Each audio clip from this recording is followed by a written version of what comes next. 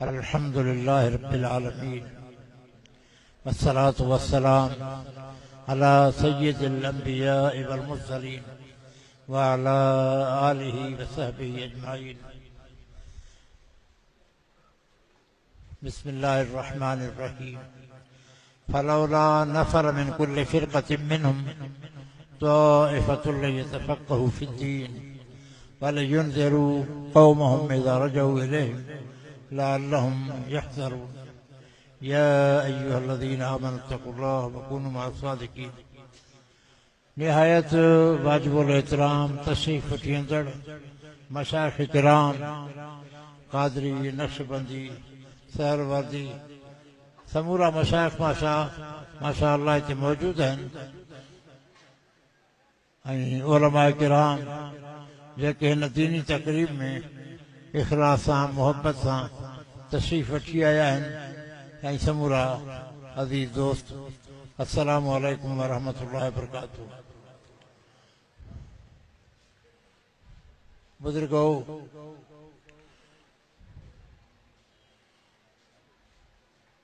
साईं मुफ्ती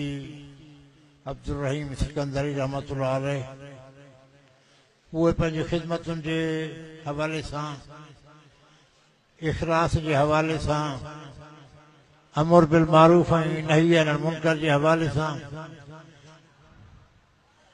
उहे तारुफ़ जा मोहताज न आहिनि। अल्हम्दुलिल्लाह उन दुनियावी ज़िंदगी खे मक़सद हयात कोन सम्झियो हो। उन्हनि मक़सद हयात अल्लाह ताला ऐं उन जे रसूल सल्लल्लाहु अलैहि वसल्लम जी ज़िक्र खे, सुन्नत खे, फ़राइज़ खे आम करणु पंहिंजी ज़िंदगी जो मक़सद सम्झियो हो। ऐं अल्हम्दुलिल्लाह सुम्मा अल्हम्दुलिल्लाह हुननि मुफ्ती साहब रहमतुल्लाह अलैह उमिरि में या तालीम में 4 खां 6 साल खनि मूंखां जूनियर हुया, पर जेतिरा नंढा ऐं जूनियर हुआ उन खां के साल अॻिते माशा अल्लाह उन जूं ख़िदमतूं हुयूं। मुफ्ती साहब रहमहुल्लाह जे लाइ वॾी हैरत जी ॻाल्हि इहा आई त महीने में चंद ॾींहं छॾे करे बाक़ी घणो करे 2 महीना 3 महीना उन्हनि जा मसरूफ़ हूंदा हुआ। मुश्किल सां उन्हनि खे आराम जो मौक़ो मिलंदो हो, पर घणो करे सफ़र में हूंदा हुआ। राति जो प्रोग्राम कयूं पने आकिल में, सुबुह जो वरी ॿिए ज़िले में ख़ैरपुर में या सखर खां परते या नौशहरे में। पर जेतिरो मुफ्ती साहब रहमहुल्लाह सिंध जे चपे चपे खे क़ाल अल्लाहु क़ाल रसूल सल्लल्लाहु अलैहि वसल्लम जे पैगाम जे पहुचाइण में कोशिश वरिती, असां मां दर्जन जे हिसाब सां उलमा किराम मुफ्ती साहब जे उन जेके हिसे खे बि कोन पहुचंदा। बलूचिस्तान में प्रोग्राम आहे, नसीराबाद में, वरी ॿिए ॾींहं हिते कराची जे छड़े में प्रोग्राम आहे, दादू में किथे प्रोग्राम आहे, बलूचिस्तान जे कंहिं ॿिए कुंड में, या अॼु हिते प्रोग्राम आहे त ॿिए ॾींहुं वरी पंजाब जे ओरे हिसे में उते संदन प्रोग्राम आहे। ऐं माशा अल्लाह इन्हनि प्रोग्रामनि खे मुफ्ती साहब जन निभाईंदा हुआ, उन्हनि जी कुवत हुई। ऐं ॿी ॻाल्हि इहा आई, हुन सां अलाह जी महिरबानी इहा आई जॾहिं थकिजी पवंदा हुआ त के अधु मुनो कलाकु उन्हनि खे आराम मिली वेंदो हो। कोशिशि कंदा हुआ त अधु मुनो कलाकु आराम फरमाइनि, जेसि ताईं केरु न उथारे, केरु न ॻाल्हाए। जॾहिं टाइम हूंदो हो ओतिरी देरि आराम करे पोइ वरी स्टेज ते बीहंदा हुआ। मां अक्सर बेशितर खेनि गुज़ारिश कंदोसि त महिरबानी करे तव्हां कलाकु वधि में वधि 1.5 कलाक ताईं ॻाल्हायो, पर 2.5-3 कलाक न ॻाल्हायो। मुसलसल ॻाल्हाइण ज़ाहिर आहे असांखे त ॾुखी लॻंदी हुई, पर मुफ्ती साहब रहमहुल्लाह 2 कलाक जी कोशिशि बि कंदा, इरादो बि कंदा, पर विच में कंहिं क़िस्म जी वणंदड़ अणवणंदड़ का चिठी अची वई त मुफ्ती साहब उन मामले खे साफ़ करण खां सवाइ पंहिंजे प्रोग्राम खे गुफ़्तगू खे छॾींदा कोन हुआ। अल्लाह ताला खे रहमतूं फरमाए, उन मसइले खे बिल्कुलु साफ़ करे छॾींदा। मुफ्ती साहब रहमहुल्लाह लखन में दीनी किताब ख़रीद कया ऐं तसनीफ़ ऐं तारीफ़ बि फरमायूं, तदरीस बि फरमायूं। सभिनी खां वधीक मुमताज़ ख़िदमत उन्हनि जी वाज़ ऐं बयान जे ज़रिए हक़ जो पैगाम पहुचाइणु, बेबाकी सां हक़ जो पैगाम पहुचाइणु, अमर बिल मारूफ़ नही अनिल मुनकर करणु, हक़ चवणु, बुराई खां मनो करणु, चङाई चवणु, इहो बज़ाहिर सवलो लॻंदो आहे। पर जंहिं जाइ ते हक़ चवण जे लाइ कुवत खपे, हिमत खपे, ॾाढे मुड़ुस खे बि ईअं चइजे जीअं ग़रीब खे चइजे। मुफ्ती साहब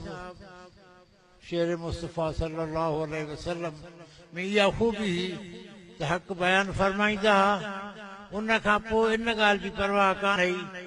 ऐं इन ॻाल्हि जा पूरी तरह सां अमली नमूनो आहे। इनमा अलैनल बलाग,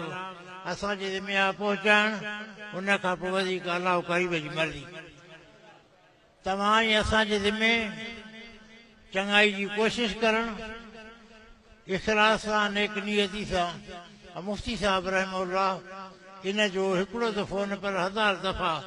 असां मुफ्ती साहब रहमहुल्लाह खे ॾिठो। मुफ्ती साहब इन मामले में कॾहिं बि कंहिं क़िस्म जी कोताही कोन फरमाई। मुफ्ती साहब जन पंहिंजे समूरनि साहबज़ादनि खे तालीम ॾियारी, पर जनाब हक़ नबी साहब खे फ़क़ति पाकिस्तान में न पर जामिया अज़हर जेको पुराणी खां पुराणी यूनिवर्सिटी आहे इस्लामी दुनिया में, उते मोकिलियो इन मक़सद जे लाइ त संदन साहबज़ादो फ़क़ति वाइज़ ऐं ख़तीब न थिए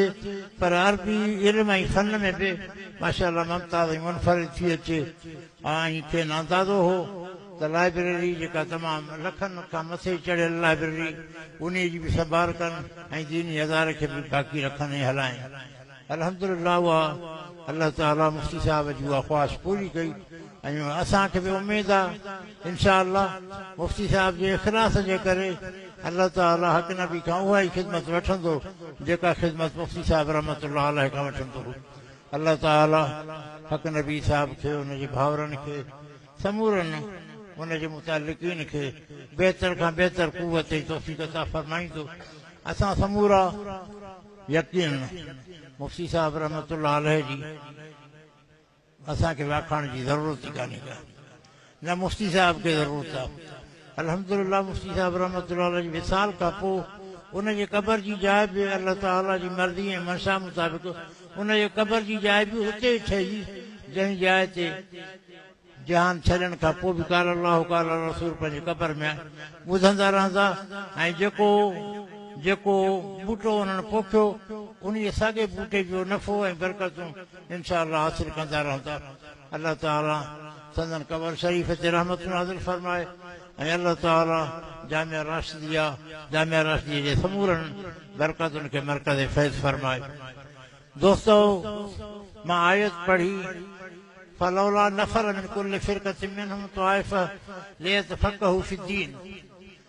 तमाम हिकिड़ी जमात जहिड़ी तयारु थियणु खपे, घर छॾणु खपे उनखे, उहे वञी करे दीन जी सम्झ वठनि। अल्हम्दुलिल्लाह रोज़े धणी रहमतुल्लाह अलैह जे जामिया राशिदिया इहा कोशिशि फरमाई त उन अहिड़ियूं जमायतूं तयारु कयूं जेके समूरे सिंध में, बलोचिस्तान जेके हिसनि में, कराची जेके हिसनि में, पंजाब जे ओरे हिसे में अल्हम्दुलिल्लाह ओस ताईं रोज़े धणी रहमतुल्लाह अलैह जे दरिया मां फैज़ याब थी करे उहे उते ख़िदमतूं करे रहिया आहिनि। हिते पने आकिल में हिन जाइ ते को ज़मानो मौलाना क़ुर्बान अली साहब ख़िदमतूं कयूं, वरी जेतिरी हुनजी ज़िंदगी हुई उन खां पोइ मौलाना मोहम्मद आज़म चाचड़ ऐं उनजा साथी अल्हम्दुलिल्लाह बहितर ख़िदमत में मसरूफ़ अमल आहिनि। अॼु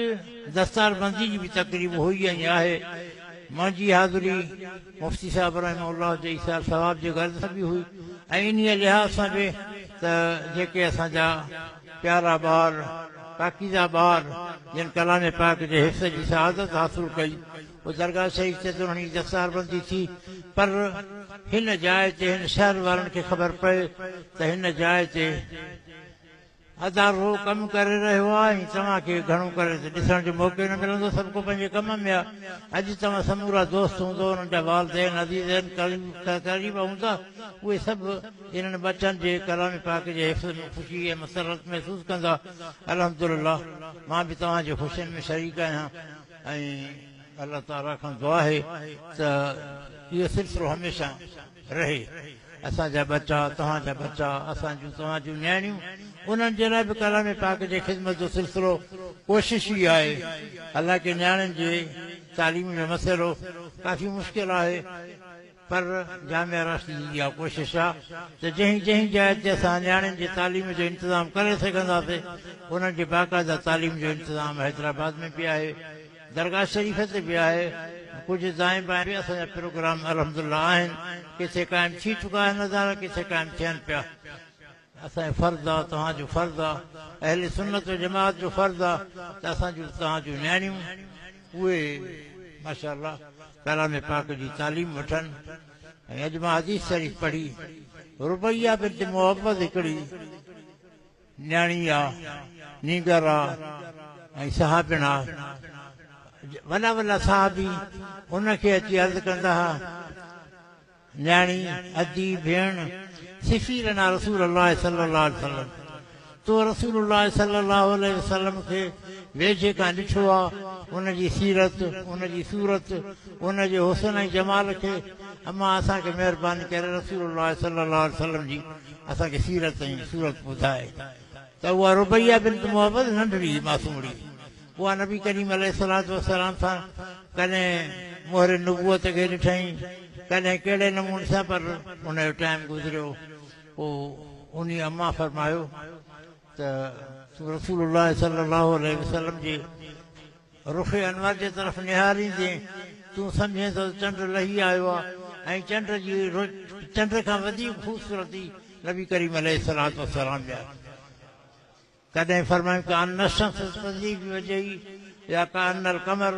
फी वजह रसूलुल्लाह सल्लल्लाहु अलैहि वसल्लम पोइ हिकिड़ियूं वरी साहबियात उहे चवनि थियूं असां ॾिसूं पिया 14 जो चंड बि ॾिसूं पिया रसूलुल्लाह सल्लल्लाहु अलैहि वसल्लम जी ज़ियारत कयूं पिया असां आख़िरकार घणी देरि खां पोइ इहो फ़ैसिलो कंदा हुआसीं त चंड खां केतिरा हिसा वधीक रसूलुल्लाह सल्लल्लाहु अलैहि वसल्लम जे सरापा में हुसन पा नंढड़ा ॿार नबी करीम अलैहिस्सलाम जे सीरत ऐं सूरत जा हाफ़िज़ हूंदा हुआ तव्हां ऐं असां अल्हम्दुलिल्लाह तव्हां असांजा प्रोग्राम जेके बि थींदा आहिनि अलाह जे ज़िक्र सां गॾु अलाह जे रसूल अलैहिस्सलाम जो ज़िक्र कंदा आहियूं ऐं अलाह ताला क़ुर करीम में फरमायो वरफ़अना लक ज़िक्रक ऐ हबीब तुंहिंजो ज़िक्र असां बुलंद फरमायो आहे असां तुंहिंजे ज़िक्र खे बुलंद फरमायो आहे ऐं बुलंद फरमाइण जी माना इहा आहे त जंहिं जाइ ते रब्बुल आलमीन जो बयानु हूंदो उन जाइ ते रहमतुल लिल आलमीन जो ज़िक्र गॾु हूंदो हाणे वरी के हमरा पैदा थिया आहिनि उहे चवनि था यार अलाह जी तारीफ़ त कयो रसूलुल्लाह सल्लल्लाहु अलैहि वसल्लम माज़ अल्लाह इन विच में उन्हनि खे ख़ुदा ॼाणे सुञी चुभनि थियूं जे या के मिर्च लॻनि था पर अल्हम्दुलिल्लाह तव्हां सुननि खे मुबारक हुजे असांखे मुबारक हुजे जो तव्हां असां रसूलुल्लाह सल्लल्लाहु अलैहि वसल्लम जे ज़िक्र खे बि उन मोहबत सां कंदा आहियूं जंहिं मोहबत सां अलाह वहदहु ला शरीक जो ज़िक्र कंदा आहियूं मां घणी देरि वठणु मां वाइज़ कोन आहियां हदीस ज़रूरु पढ़ाई थो आहियां पर वाइज़ जे फन में साईं मुफ़्ती साहिबु अलाह ताला रहमतूं करे उहो ख़ैर सां तव्हां ॿुधो साईं दोस्त अली साहिब खां त दुआ घुरियईं माशाअल्लाह बारिश बि रुकिजी वई इहा अलाह ऐं अलाह जे रसूल सां मोहबत जी बरकत हुई ऐं इंशाअल्लाह इन हवाले सां ख़तीब पाकिस्तान साईं मुफ़्ती इब्राहिम साहिब जो साहिबज़ादो उहो बयानु फरमाईंदो इंशाअल्लाह तव्हां ॾाढा महज़ूज़ थींदव मां पाण ॿुधंदुसि वाख़िर दवाना अल्हम्दुलिल्लाह रब्बिल आलमीन।